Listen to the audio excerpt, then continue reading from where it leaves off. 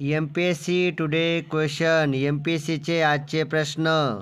महाराष्ट्रातील पहिली अणुभट्टी अप्सरा नावाने ओळखली जाते.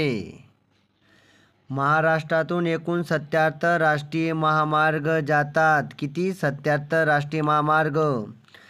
तांबड्या मुद्रेमध्ये सेंद्रिय द्रव्याचे प्रमाण कमी असते.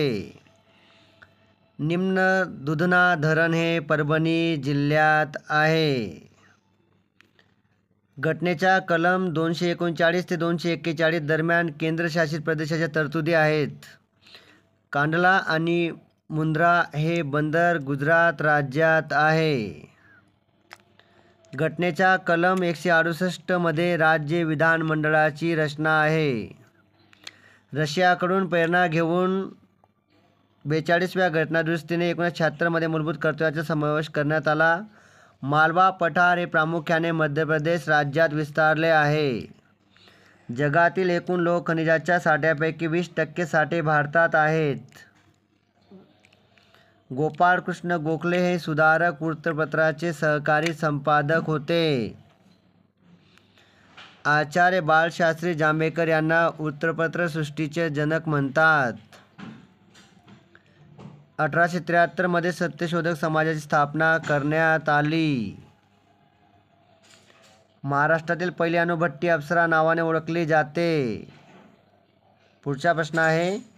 महाराष्ट्रातून एकूण 77 राष्ट्रीय महामार्ग जातात. एकूण 77 राष्ट्रीय महामार्ग जातात. तांबड्या मुद्रेमध्ये सेंद्रिय द्रव्याचे प्रमाण कमी असते. पुढचा महत्त्वाचा प्रश्न आहे. निम्न दुधना धरण हे परभणी जिल्ह्यात आहे. निम्न दुधना धरण हे परभणी जिल्ह्यात आहे. घटनेच्या कलम 239 ते 241 दरम्यान केंद्रशासित प्रदेशाबद्दलच्या तरतुदी आहेत. कांडला आणि मुंद्रा हे बंदर गुजरात राज्यात आहे. घटनेच्या कलम 168 मध्ये राज्य विधानमंडळाची रचना आहे. पुढील प्रश्न. रशियाकडून प्रेरणा घेऊन 42व्या घटनादुरुस्तीने 1976 मध्ये मूलभूत कर्तव्यांचा समावेश करण्यात आला. मालवा पठार हे प्रामुख्याने मध्य प्रदेश राज्यात विस्तारलेले आहे. जगातील एकूण लोह खनिजाच्या साठ्यापैकी 20% साठे भारतात आहेत. पुढचा प्रश्न. गोपाळकृष्ण गोखले हे सुधारक वृत्तपत्राचे सहकारी संपादक होते. आचार्य बाळशास्त्री जांभेकर यांना वृत्तपत्र सृष्टीचे जनक म्हणतात. 1873 मध्ये सत्यशोधक समाजाची स्थापना करण्यात आली. मित्रांनो, आजचा व्हिडिओ आवडला असेल तर 2 मित्रांना नक्की पाठवा आणि MPSCचा अभ्यास करा. All the best.